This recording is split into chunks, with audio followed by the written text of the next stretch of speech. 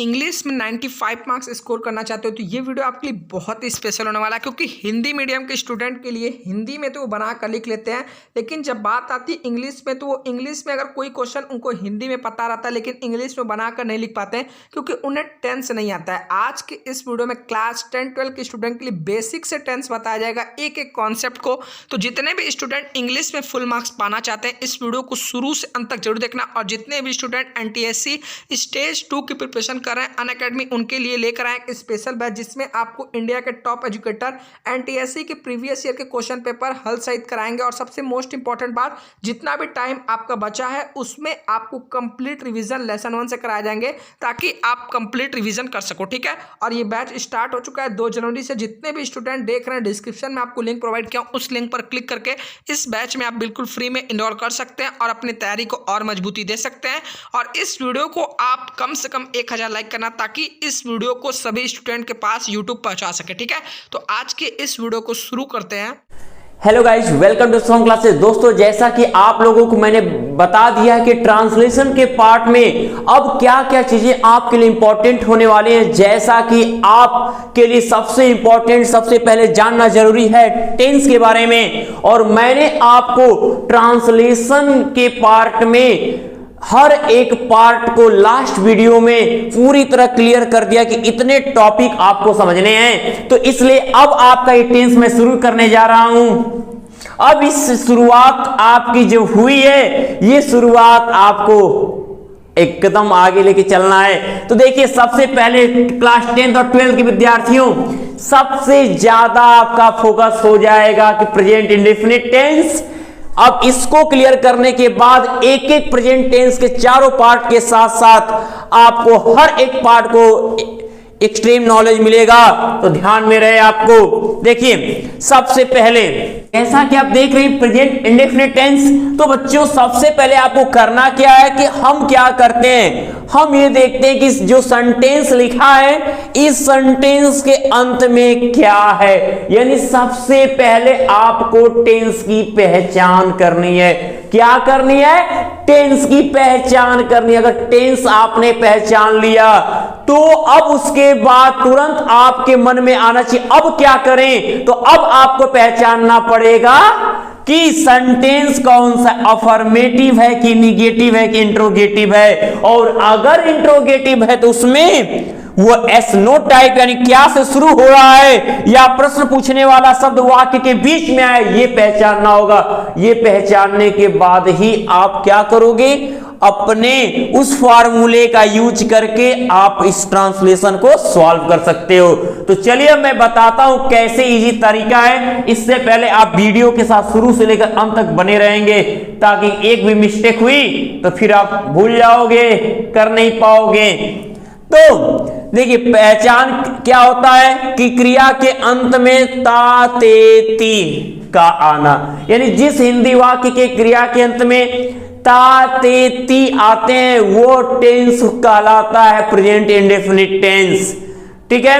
अब कहो, मैंने क्यों कहा कि क्रिया के अंत में? अगर मैं कहता कि हिंदी वाक्य के अंत में तो वहां आ जाता कि ये पपीता है, तो आप कहोगे सर इसमें भी ता है, तो वहां क्रिया नहीं है, पपीता कोई क्रिया नहीं है। ये आपको क्रिया पहचानना होगा। क्रिया होती कहां है?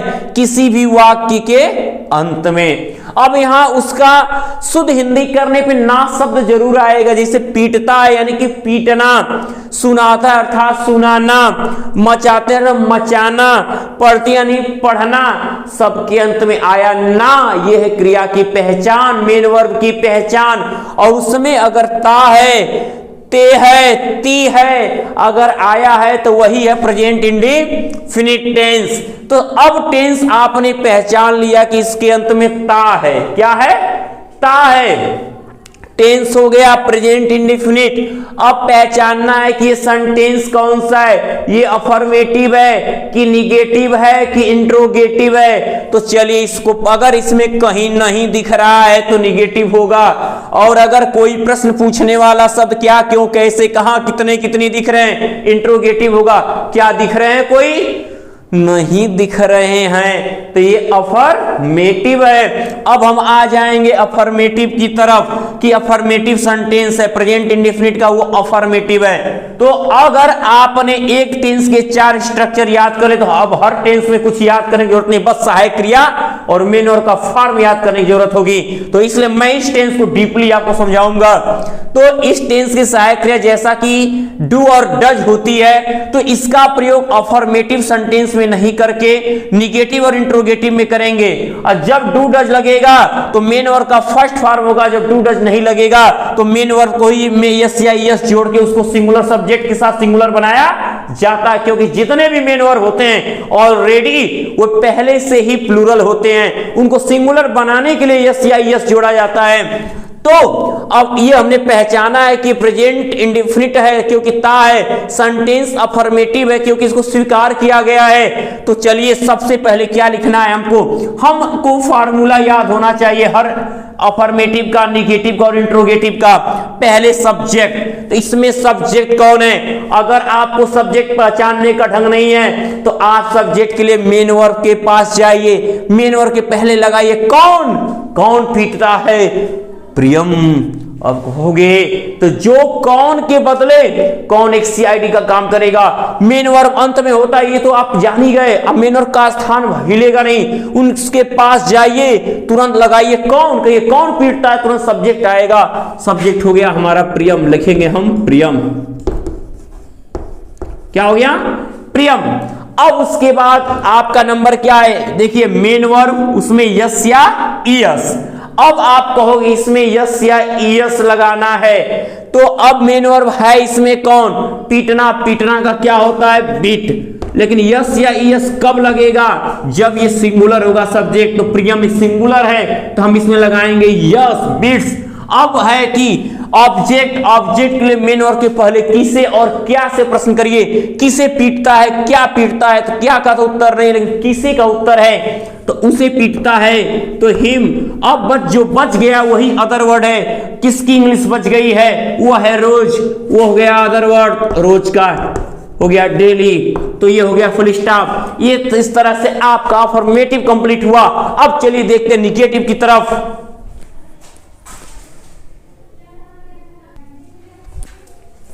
अब देखिए ये मैंने लिखा है कि मैं तुम्हें एक कहानी नहीं सुनाता हूं। नहीं आ गया, लेकिन क्या, क्यों, कैसे नहीं, बस नहीं आया है, इसका मतलब निगेटिव है। तो पहले टेंस तो पहचाने जिसके हिंदी वाक्यों की क्रिया के अंत में ता है, ती है, ता हूं आया है, निगेटिव है। अगर ये निगेटिव है कैसे? प्रेजेंट इंडेफिनिट पहले पहचाने। ये नहीं बताया निगेटिव को, ताहू बताया प्रेजेंट इंडेफिनिट को, तो ये प्रेजेंट इंडेफिनिट का निगेटिव है। तो प्रेजेंट इंडेफिनिट के निगेटिव सेंटेंस का फार्मूला देखिए, स्ट्रक्चर यही है, बस मेन वर्ब के पहले डू डज बढ़ गया और नॉट बढ़ गया है। और मैंने कहा कि जब डू डज लगेगा तो मेन वर्ब में यस या यस नहीं, फर्स्ट फॉर्म यूज होगा। तो पहले सब्जेक्ट, कौन सुनाता हूं मैं, तो हो गया आई। अब उसके साथ नॉट कब लगता है? नॉट हमेशा सहायक क्रिया के बाद लगता है निगेटिव में। तो आई क्या है? आई को अगर आई के साथ क्या यूज किया जाता है प्रेजेंट इंडेफिनिट में? डू लिया जाएगा, तो यहां हो जाएगा डू नॉट। क्या हो जाएगा? Do not, I do not. अब उसके बाद मेन वर्ब, मेन वर्ब सुनाना, सुनाना का टेल। उसके बाद क्या? किसे, फिर क्या किसे सुनाता हूं तुम्हें? टेल यू और स्टोरी, क्या सुनाता हूं? एक कहानी, tell you a story, full stop. इस तरह से निगेटिव हुआ कंप्लीट। अब चलिए आगे का सेंटेंस देख लेते हैं। अगला सेंटेंस है क्या? वे लड़के कक्षा में शोर मचाते हैं। पहले टेंस पहचानना है। टेंस की पहचान वाक्य क्रिया के अंत ते है, प्रेजेंट इंडेफिनिट टेंस। अब ये अफर्मेटिव है, लेकिन पहले क्या आ गया? तो अफर्मेटिव निगेटिव की बातें खत्म, इंट्रोगेटिव है। प्रश्न पूछ रहा है। प्रश्न पूछने में भी दो तरीके हैं। अगर ऐसा प्रश्न जो क्या से शुरू हो उसका जवाब हमें बस हाँ या ना में देना हो, तो ऐसा टेंस हमेशा उस टेंस के हेल्पिंग वर्ब से बनेगा वो वाक्य। तो क्या वे लड़के कक्षा में शोर मचाते हैं? तो आप कहोगे हाँ या ना। कहोगे ना। तो इसमें सबसे पहले अब इसकी शुरुआत किससे होगी, टेंस की सहायक क्रिया डू या डस से होगी। तो अब पहले डू या डस तो यहां लगना है, लेकिन सहायक क्रिया हमेशा सब्जेक्ट के अनुसार लगती है, तो पहले सब्जेक्ट को खोजिए। चलिए, कौन शोर मचाते हैं, वे लड़के। प्लूरल हो गया, बहुवचन हो गया, बहुवचन के साथ डू और एक वचन के साथ डज। तो अब हो गया हेल्पिंग और डू या डज, एकदम स्ट्रक्चर फॉलो करिए। डू डज लिख लिए, उसके बाद सब्जेक्ट भी खोज लिए, फिर मेन वर्ब जाना है। तो डू, अब वे लड़के इंडिकेट कर रहे हैं, तो दोज हो जाएगा, दोज बॉयज, दोज बॉयज। फिर मेन वर्ब शोर मचाना का make a noise, make a noise, शोर मचाते हैं कक्षा में, in the class, in the class. ये हुआ हमारा एग्जाम्पल प्रेजेंट इंडेफिनिट का। अब हम आगे चलेंगे, उसकी बहन कौन सी पुस्तक पढ़ती है, तो उसकी बहन कौन सी पुस्तक पढ़ती है, ये याद रहे। क्या, क्यों, कैसे आ जाता है, तो एक ही वर्ड वो क्वेश्चन वर्ड है, लेकिन यहां पे कौन सी पुस्तक पढ़ती है, जिसका जवाब पुस्तक के साथ आपको देना पड़ेगा। तो कौन सी केवल इंट्रोगेटिव नहीं है, इसके साथ कौन सी पुस्तक है। मैं इसीलिए इस ऐसा एग्जाम्पल लिया हूं कि जब प्रश्न पूछने वाला शब्द वाक्य के बीच में हो, तो पहले उसकी इंग्लिश, तो यहां कौन सी की नहीं, कौन सी पुस्तक की इंग्लिश लिखोगे आप, तो कौन सी पुस्तक का हो जाएगा। सबसे पहले क्वेश्चन वर्ड की इंग्लिश लिखना है, तो व्हिच बुक, व्हिच बुक। अब क्वेश्चन वर्ड के तुरंत बाद सब हेल्पिंग वर्ब होना चाहिए, क्वेश्चन वर्ड डू डज, फिर सब्जेक्ट। अब डू डज कब लगा पाओगे, जब सब्जेक्ट खोजोगे। कौन पढ़ती है, उसकी बहन, सिंगुलर है, तो डज, तब जाके सब्जेक्ट लगाओगे। हमेशा क्वेश्चन वर्ड के ठीक बाद हेल्पिंग वर्ब, तब जाके सब्जेक्ट। उसकी बहन, तो हर सिस्टर, हर सिस्टर। अब पढ़ना का मेन वर्ब हो गया रीड। अब बचा है कुछ तो लिख लेना, नहीं बचा तो छोड़ देना। तो हो गया अंत में क्वेश्चन मार्क, इंट्रोगेटिव था, यहां भी क्वेश्चन मार्क है। तो do those boys make a noise in the class. Okay, तो ये ध्यान में रहे। इस तरह से ये रहा प्रेजेंट इंडेफिनिट का रूल। अब हम चलते हैं प्रेजेंट कॉन्टिन्यूअस की तरफ। तो ये रहा आपका प्रेजेंट कॉन्टिन्यूअस टेंस। इसमें क्या है कि इसकी पहचान क्या होगी, जैसे प्रेजेंट इंडेफिनिट की पहचान क्या थी, ता, ती, ते, इसकी पहचान क्या है, रहा है, रही है, रहे हैं। यानी आपको सबसे पहले जब वो आप ट्रांसलेशन बनाने जाओगे, तो आपको वाक्य के अंत में जाना होगा, और जहां एक क्रिया होगी उस क्रिया के अंत में देखना होगा क्या है। नहा यानी नहाना, तो नहाना का क्या होता है, आप तो बात जानते हो, लेकिन इसके साथ जुड़ा कौन सा वर्ड है, रहे हैं। ऐसे ही नष्ट करना के साथ जुड़ा है रहा है, बुलाना के साथ जुड़ा है रहे हैं, पढ़ाना के साथ जुड़ा है रहे हैं। यानी सभी मेन वर्ब के साथ रहा है, रही है, रहे हैं आ रहे हैं। हर एक वाक्य आपका प्रेजेंट कॉन्टिन्यूअस को शो कर रहा है। अब चलते हैं हर एक सेंटेंस को देखते हैं। अफर्मेटिव का स्ट्रक्चर आपका है, देखिए subject, helping verb, main verb में आईएनजी है, किसी भी कॉन्टिन्यूअस के अंत में रहा रही के लिए आईएनजी। अब ये निगेटिव का है, subject, helping verb, do does था, यहाँ इज एम आर, नॉट उसी नंबर पे है, उसमें मेन वर्ब था, इसमें आईएनजी, ऑब्जेक्ट वही है, अदर वर्ड, स्ट्रक्चर सेम है, उसमें डू डज, यहाँ इज एम आर, उसमें और बस मेन वर्ब का फर्स्ट आईएनजी, इंडेफिनिट से कंटीन्यूअस, बस यही प्रारूप बदला और कुछ बदला नहीं है। तो बस हेल्पिंग वर्ब हर टेंस की याद रखिए, एक बार अगर 4 स्ट्रक्चर आई याद किए, बाकी आप मेन वर्ब और हेल्पिंग वर्ब को सोच के बना सकते हो। तो चलिए, लड़के नदी में नहा रहे हैं, तो इसका क्या हो जाएगा आपका कि कौन नहा रहे हैं, पहले ये सेंटेंस पहचानिए। कॉन्टिन्यूअस तो सब पहचान लिए, नहीं निगेटिव है, तो लड़के कौन नहा रहे हैं, लड़के, लड़के का क्या हो जाएगा, बॉयज, बॉयज। अब इसके साथ हेल्पिंग वर्ब, तो प्लूरल के साथ आर, सिंगुलर के साथ इज और आई के साथ एम लगाना है। तो बॉयज आर, नॉट कब लगेगा, जब हेल्पिंग वर्ब लगेगा। तो negative subject, helping verb not, अब मेन वर्ब, तो क्या हो जाएगा, बाथिंग, आईएनजी लगा दीजिए।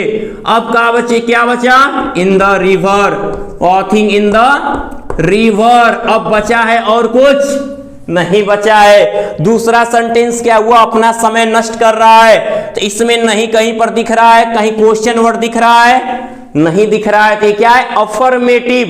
तो बस प्रेजेंट इंडिफिनिट में सब्जेक्ट के बाद हेल्पिंग वर्ब नहीं लगता, लेकिन हर और पास्ट इंडिफिनिट में बाकी हर एक टेंस के प्रेजेंट कोई इंडिफिनिट हो, चाहे वो फ्यूचर इंडिफिनिट हो, उसमें हेल्पिंग वर्ब लगेगा। बस प्रेजेंट इंडिफिनिट और पास्ट इंडिफिनिट के अफर्मेटिव में हेल्पिंग वर्ब नहीं लगता है, अदरवाइज हर एक टेंस के अफर्मेटिव में हेल्पिंग वर्ब लगता है। तो अब देखिए, सबसे पहले सब्जेक्ट हो जाएगा ही, ही के साथ क्या लगाएंगे, इज, तो हो जाएगा ही इज। तो नष्ट कर रहा, ही इज वेस्टिंग, हिज, ही के साथ पॉजेसिव यानी अपना की स्पेलिंग इस यू से का योर होता है, यू के साथ आई के साथ माई, तो ही के साथ हिज पॉजेसिव केस होता है, तो हिज टाइम, हिज टाइम। अब नेक्स्ट पे आ रहे हैं, तो मेरे पिता तुम्हें क्यों बुला रहे हैं, तो इंट्रोगेटिव वर्ड बीच में आया, पहले उसकी इंग्लिश, तो क्या हो जाएगा, पहले व्हाई, क्वेश्चन वर्ड के ठीक बाद क्या लिखना है, इज एम आर, यानी कि इसमें अब सब्जेक्ट को कौन बुला रहे हैं, मेरे पिता, सिंगुलर है, तो इसलिए यहां हो जाएगा इज, अब होगा माई फादर, तो हो जाएगा क्या, व्हाई इज माई फादर, किसे बुला रहे हैं, तुम्हें, तो पहले मेन वर्ब लिख लो, पहले बुलाना का कॉल, तो कॉल में हो जाएगा आईएनजी, कॉलिंग, किसे बुला रहे हैं, तुम्हें, तो हो जाएगा यू को मार दोगे क्वेश्चन मार्क, अब जाके हुआ सेंटेंस सही। अब क्या मास्टर साहब कक्षा में व्याकरण पढ़ा रहे हैं, ये मत कहना कि हाँ पढ़ा तो रहे हैं, हम लोग सुन रहे हैं, तो ये अब क्या है, अब पहले वाक्य क्या से शुरू होते, इसका जवाब हाँ या ना में दे सकते हैं, उसकी शुरुआत हमेशा जो टेंस उस टेंस की सहायक क्रिया से करते हैं, इज एम आर पहले लिखना है आपको, यानी ये वाला स्ट्रक्चर आपको फॉलो होगा। तो पहले इज एम आर, तो इज एम आर कब लगेगा, जब सब्जेक्ट पहचानोगे, कौन पढ़ा रहे हैं, मास्टर साहब, सिंगुलर, तो पहले इज, अब हो गया is teacher, is a teacher. अब क्या, पढ़ाना का क्या हो जाएगा, सब्जेक्ट के बाद क्या आया है, मेन वर्ब, पढ़ाना का टीच, अब हो जाएगा टीच में आईएनजी, किसी भी टेंस का कंटीन्यूअस हो आपको आईएनजी जोड़ना है मेन वर्ब में। तो क्या पढ़ा रहे हैं, व्याकरण, टीचिंग ग्रामर, कहां पे, इन द क्लास, कक्षा में, तो इस तरह से आपका ये प्रेजेंट क्या हुआ, आपका प्रेजेंट कॉन्टिन्यूअस भी खत्म हुआ। अब हम चलिए देखते हैं प्रेजेंट परफेक्ट टेंस को। तो ये आपका प्रेजेंट परफेक्ट टेंस। अब प्रेजेंट परफेक्ट टेंस में क्या करते हैं, सबसे पहले मैं बार बार कह रहा हूं कि टेंस की पहचान आपको आनी चाहिए। क्या आनी चाहिए, टेंस की पहचान।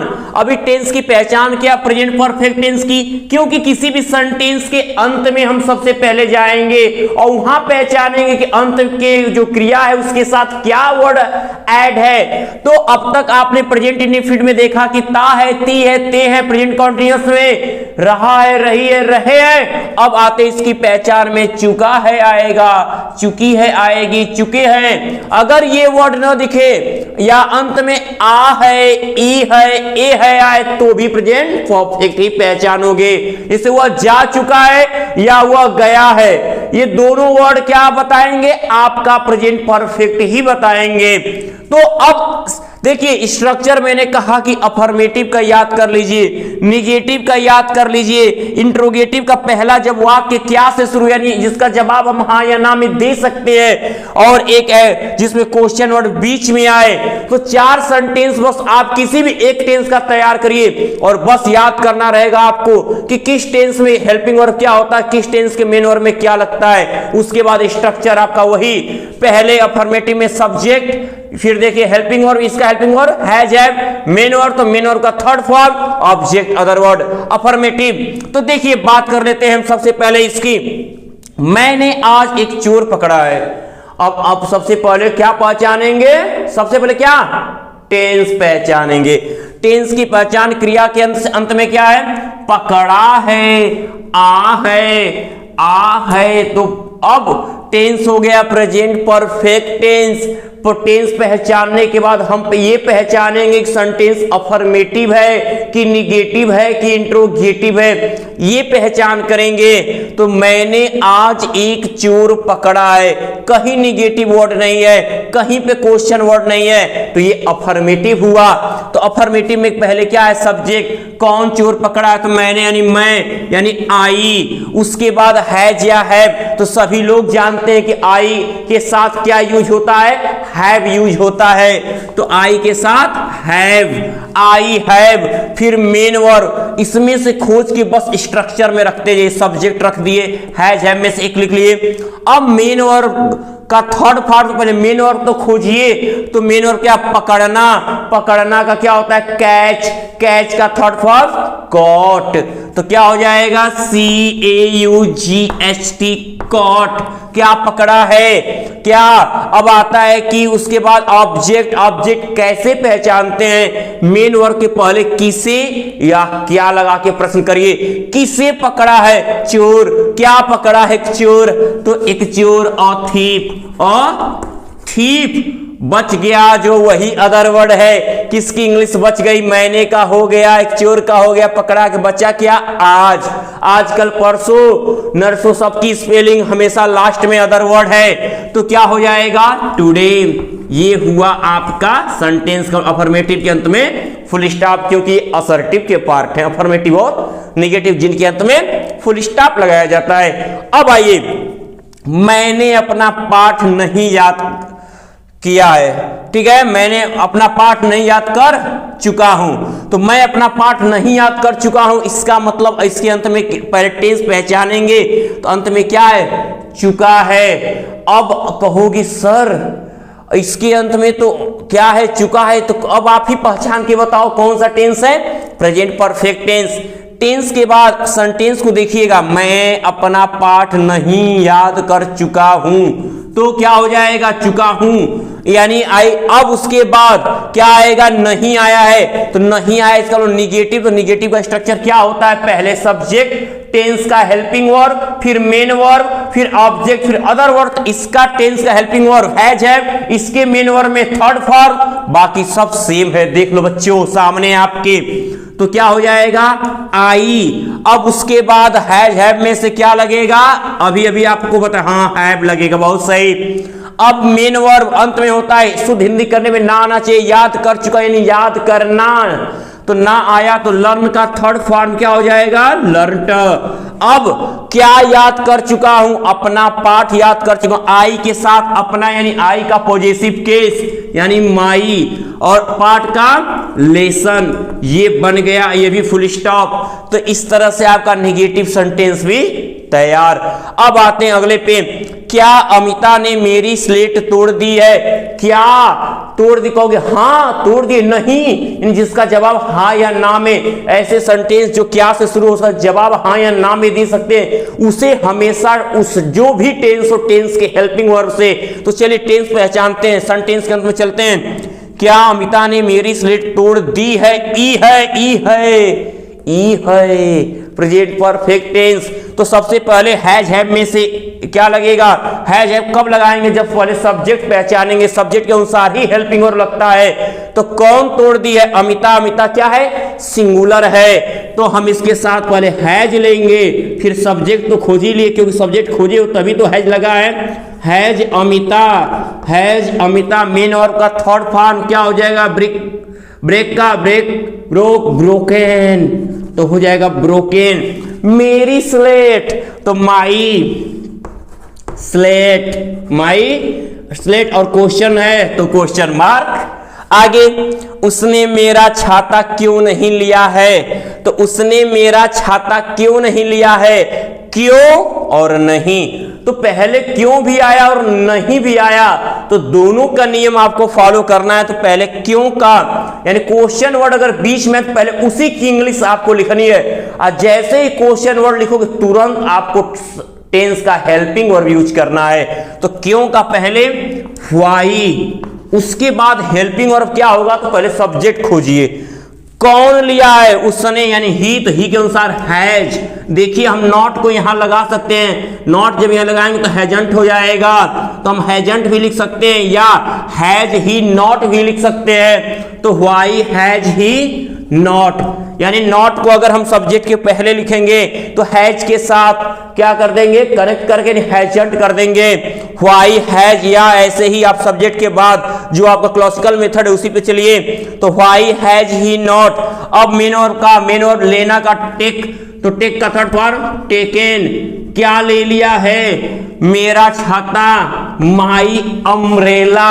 सबको स्पेलिंग याद है अम्ब्रेला की, तो अम्ब्रेला, अंत में क्वेश्चन मार्क। ये रहा आपका प्रेजेंट परफेक्ट। चलिए बात कर लेते हैं प्रेजेंट परफेक्ट कॉन्टिन्यूअस की।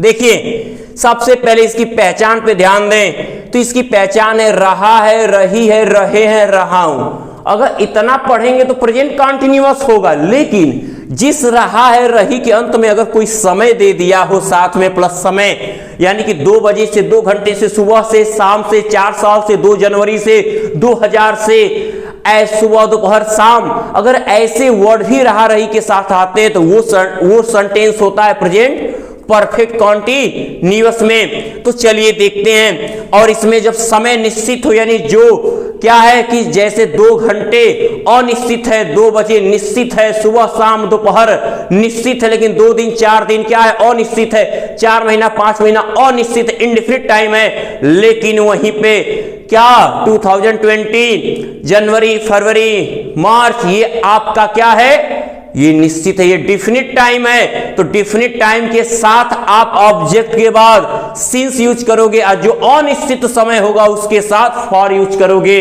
ऑब्जेक्ट के बाद, तब जाके टाइम की इंग्लिश लिखोगे। तो चलिए अब आपके सामने है कि श्याम 2 घंटे से गेंद खेल रहा है, अंत में क्या आया है, रहा है। रहा है किस टेंस की पहचान, आप कहोगे सर प्रेजेंट कंटिन्यूअस की, लेकिन नहीं, यहां रहा है लेकिन यहां बीच में 2 घंटे भी आया है। तो रहा है के साथ समय देने का मतलब प्रेजेंट परफेक्ट कंटिन्यूअस टेंस है, इसलिए आप उसके नियम पे चलोगे। तो ये निगेटिव है नहीं, इंट्रोगेटिव है नहीं, तो अफर्मेटिव का फार्मूला, सबसे पहले सेंटेंस का सब्जेक्ट कौन खेल रहा है, श्याम, तो हो जाएगा श्याम। अब उसके बाद आता है नंबर हेल्पिंग वर्ब का। हेल्पिंग वर्ब कौन है, has been, have been, Shyam के साथ हैज बीन, ठीक है। Shyam has been main verb, main verb में आईएनजी, खेल रहा, खेलना का क्या होता है प्ले, प्ले में आईएनजी प्लेइंग। अब उसके बाद ऑब्जेक्ट क्या खेल रहा है, किसे खेल रहा है, गेंद खेल रहा है, गेंद के साथ खेल रहा है, विथ बॉल, विथ बॉल। अब बचा उसके बाद, अब लेंगे फार लगाएंगे कि सिंस लगाएंगे ऑब्जेक्ट के बाद। तो देखते हैं समय 2 घंटा, यानी किस 2 घंटे, सुबह के कि शाम के कि रात के, कंफर्म नहीं है, निश्चित नहीं, अनिश्चित है, तो फॉर लगाओगे आप, पहले लिखोगे फॉर। अब टाइम की इंग्लिश, टाइम क्या है 2 घंटे, तो 2 का होता है 2 और घंटे का आवर्स हो जाएगा 2 आवर्स, फुल स्टॉप। अब अगले सेंटेंस की तरफ, वह 2 बजे से अपना कार्य नहीं कर रहा है और 2 बजे से, प्रेजेंट परफेक्ट कंटिन्यूअस, और है नहीं निगेटिव, तो निगेटिव का स्ट्रक्चर जब निगेटिव होगा तो हैज बीन और हैव बीन के बीच में नॉट, यानी has not been, have not been का प्रयोग करना है आपको। पहले शुरुआत सब्जेक्ट से, कौन नहीं कर रहा है, वह का ही के साथ हैज बीन, तो नॉट है तो बीच में, यानी कि हैज हैव में से एक लिखो, फिर नॉट बीन, तो ही हैज नॉट बीन। देखिए सेंटेंस कैसे बन रहा है, कितना तेजी से बन रहा है बस पहचानने से। तो उसके बाद अब बात करेंगे हम किसकी बात कर लेंगे, मेन वर्ब। तो क्या अब कार्य करना का डू, तो डू का में हो जाएगा आईएनजी डूइंग, और क्या अपना कार्य ही के साथ पॉजिटिव हिज होगा, doing his work, doing his work. अब बचा 2 बजे से, तो यहां पे फिक्स टाइम लेंगे, since 2 o'clock, since 2 o'clock, full stop, okay, क्योंकि निगेटिव था। आगे क्या हुआ, प्रातः काल इस चित्र को बना रही है, क्या बना रही है, हाँ या ना में जवाब। सेंटेंस की सहायक क्रिया तो हैज बीन हैव बीन होती है, लेकिन सब्जेक्ट के पहले हैज हैव और बीन को सब्जेक्ट के बाद रखेंगे। जब भी ऐसा होगा जहां प्राइमरी एक्सिलरी और मोडाल्स दोनों जुड़ के आएंगे तो हमेशा क्या करेंगे आप, प्राइमरी एक्सिलरी को सब्जेक्ट के पहले और जो मोडाल्स होगा जो बना यानी कंपाउंड वर्ड जो उसमें आएगा वो क्या करेंगे, उसके आगे बनाएंगे। मोडाल्स नहीं, प्राइमरी से ही बना है, बी से ही, लेकिन इसको क्या करेंगे, जब भी कंपाउंड हेल्पिंग वर्ब आएगा सब्जेक्ट के पहले हैज हैव उसके बाद बीन को रखेंगे। तो अब बात कर लेते हैं हम किसकी, सब्जेक्ट कौन है, कौन बना रही है, वह के अनुसार पहले हैज लेंगे यानी हैज बीन, तो has C been, has C been. Picture बनाने के लिए ड्रॉ, पिक्चर को हम ड्रॉ करते हैं, मेक नहीं ड्रॉ करते हैं, तो क्या हो जाएगा ड्रॉ, तो इसमें लग जाएगा आईएनजी ड्रॉइंग। क्या बना रही है इस चित्र को, तो इसका दिस, चित्र का पिक्चर, दिस पिक्चर। अब समय देख लेते हैं निश्चित कि प्रातः काल यानी सुबह से, तो सिंस ये फिक्स है, सिंस मॉर्निंग, क्या लिख लेंगे, सिंस मॉर्निंग और क्वेश्चन मार्क। ठीक है, अगला लास्ट सेंटेंस और प्रेजेंट टेंस की समाप्ति होगी उसके चारों पार्ट के साथ। तो अब आपके क्या लिखा है, तुम 3 बजे से कहां झाड़ू मार रहे हो, कहां मार रहे हो, यानी प्रश्न पूछने वाला शब्द बीच में, इसका पूरा रिप्लाई देना पड़ेगा, हाँ या ना में काम नहीं चलेगा। तो इसलिए पहले क्वेश्चन वर्ड जो उसी की इंग्लिश कहां का, वेयर। अब उसके बाद क्वेश्चन वर्ड के ठीक बाद मैंने बोला हेल्पिंग वर्ब, तो हेल्पिंग वर्ब यहाँ हैज बीन हैव बीन है, तो सब्जेक्ट के बाद बीन लिखेगा। तो कौन मार रहा है, तुम का, तो तुम के लिए हैव बीन, तो पहले हैव लिख लीजिए, फिर यू सब्जेक्ट लिखिए, अब जाके बीन लिखिए। अब उसके बाद मेन वर्ब झाड़ू मारना का स्वीप होता है, तो हम क्या लिख देंगे, स्वीप में क्या हो जाएगा, स्वीप, तो हो जाएगा स्वीपिंग, क्या हो जाएगा, स्वीपिंग। अब बचा क्या, फॉर की सिंस 3 बजे से दिया है, निश्चित है, तो निश्चित टाइम के लिए सिंस का प्रयोग, तो सिंस अब 3 बजे से, तो सिंस 3 o'clock, अंत में क्वेश्चन मार्क। ओके, तो मेरे प्यारे विद्यार्थियों ये रहा प्रेजेंट टेंस। अब एक एक स्ट्रक्चर मैंने लिखा आपके लिए और एक एक स्ट्रक्चर के साथ एक एक एग्जाम्पल बताया। प्रेजेंट टेंस को अगर आपने बहुत अच्छे से अगर समझ के कंप्लीट किया, present indefinite, present continuous, present perfect और प्रेजेंट परफेक्ट कॉन्टिन्यूअस, तो पास्ट के चारों पार्ट, फ्यूचर के चारों पार्ट आपके लिए होंगे आसान। तो मेरे प्यारे विद्यार्थियों यदि अब आपने नहीं बनाया तो कब बनाया, तो मैं उम्मीद करता हूं मेरे प्यारे विद्यार्थियों कि आज का ये लाजवाब वीडियो आपको ट्रांसलेशन का बहुत पसंद आया है और आप ज्यादा से ज्यादा लाइक और शेयर इसे जरूर करेंगे। तो तब तक के लिए गुड लक माय डियर्स।